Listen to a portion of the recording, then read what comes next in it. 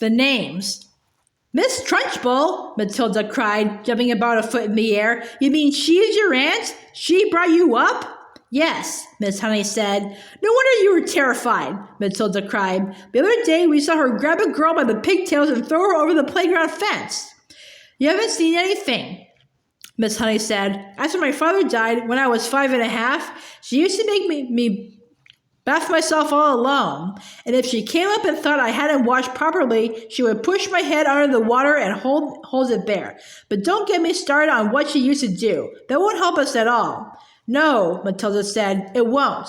We came here, Miss Honey said, to talk about you, and I've been talking about nothing but myself the whole time. I feel like a fool. I am much more interested in just how much you can do with those amazing eyes of yours. I can move things, Matilda said. I know I can. I can push things over. How would you like it, Miss Honey said, if we made some very cautious experiments to see just how much you can move and push? Quite surprisingly, Matilda said, if you don't mind, Miss Honey, I think I would rather not. I want to go home now and think about all the things I've heard this afternoon. Miss Honey stood up at once. Of course, she said. I have kept you here far too long. Your mother will be starting to worry. She never does that, Matilda said, smiling. But I would like to go home now, please, if you don't mind. Come along, then, Miss Honey said. I'm sorry I give you such a rotten tea. You didn't at all, Matilda said. I loved it. The two of them walked all the way to Matilda's house in complete silence. Miss Honey sensed that Matilda wanted it that way. The child seemed so lost in thought, she hardly looked where she was walking, and when they reached the gate of Matilda's home, Miss Honey said, You had better forget everything I told you this afternoon. I won't promise to do that, Matilda said, but I will promise not to talk about it to anyone anymore, not even to you. I think that would be wise, Miss Honey said. I won't promise to stop thinking about it, though, Miss Honey, Matilda said. I've been thinking about it all the way back from your cottage, and I believe I got just a tiny little bit of an idea. You mustn't, Miss Honey said. Please forget it. I would like to ask you three last things before...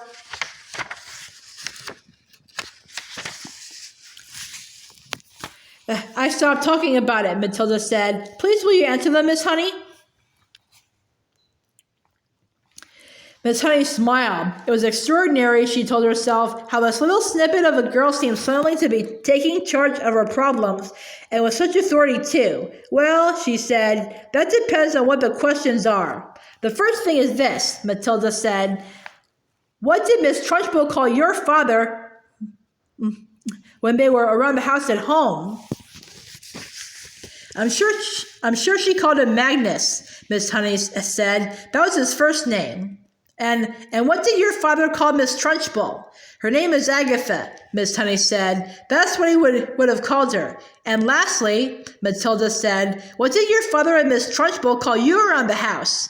They called me Jenny, Miss Honey said. Matilda pondered these answers very carefully. Let me make sure I've got them right, she said. In the house at home, your father was Magnus, Miss Trunchbull was Agatha, and you were Jenny. Am I right? That is correct, Miss Honey said. Thank you, Matilda said. And now I won't mention the subject anymore.